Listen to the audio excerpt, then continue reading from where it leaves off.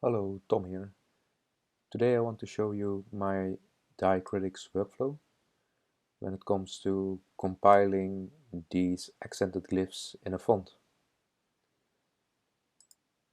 The starting point is glyph constructions, a great way to declare the recipes for your accented glyphs with a composition, name, a base glyph accent on an anchor,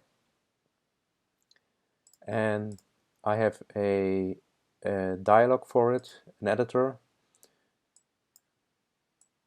So now the list you just saw is loaded in here and stored in the font lib.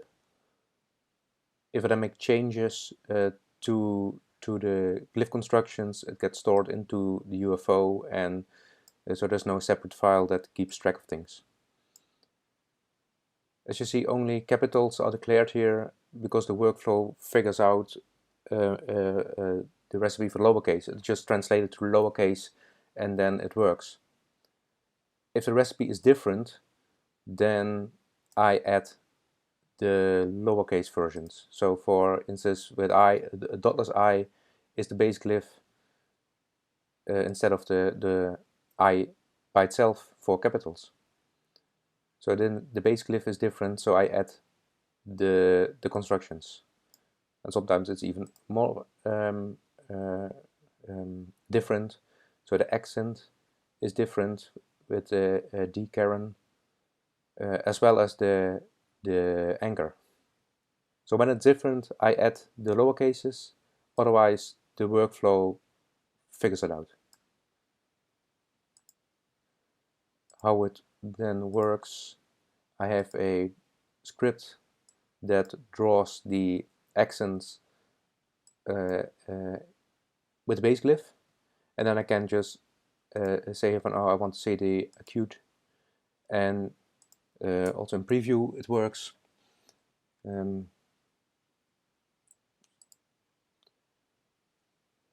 if I go to a different glyph, then you see that the list gets updated for that specific base glyph.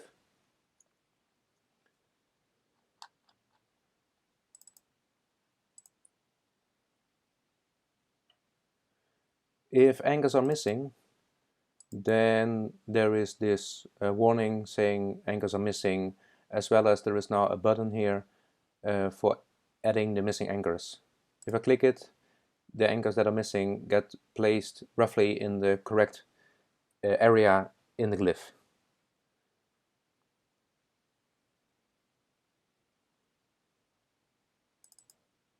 As said, there is only capitals declared into the glyph constructions, but I have also small caps in this font, and as you see, it still works because from the workflow point of view, this glyph is just a capital A with a suffix. So it just takes the capital A constructions and uses them in this glyph.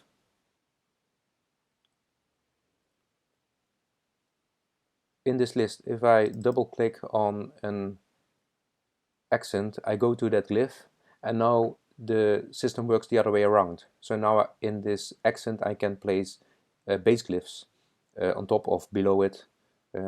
That depends on the anchor, of course. And so I can kind of loop through glyphs.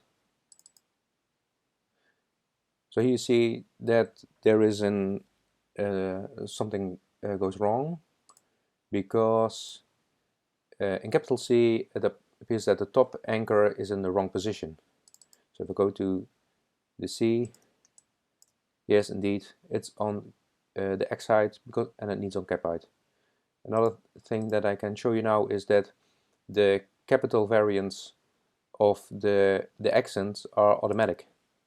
So if the anchor is above a certain threshold, then the workflow searches for a dot cap variant in the font, and if it is found, it uses it. So if I shift this up, then you see that there is now a capital variant, and this is how it works.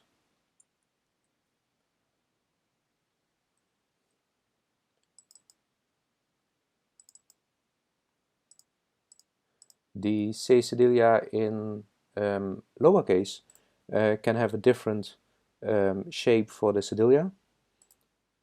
Cedilia underscore C.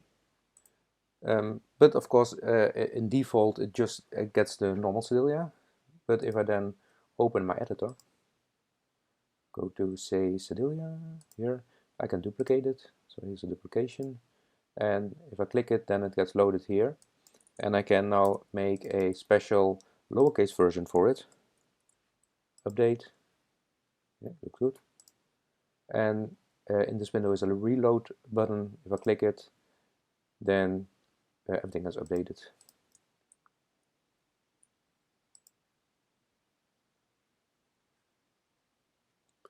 Then the last thing I want to show is compiling the actual glyphs. There is a batch script, and it compiles all the constructions, except when something is missing. And you see that in the output, top is not found in O small cap, and there is no Y. So these glyphs are missing. What's with the Y? Y is a wrong name. That is a fix. And there is a top missing. There it is.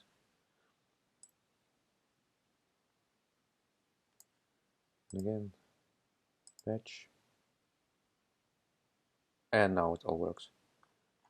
Note the say with its special shape.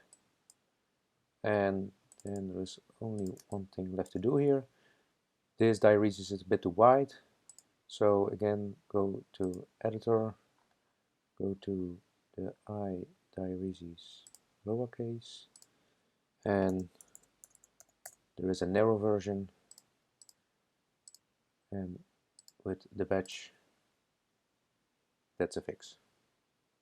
So this is my diacritics workflow.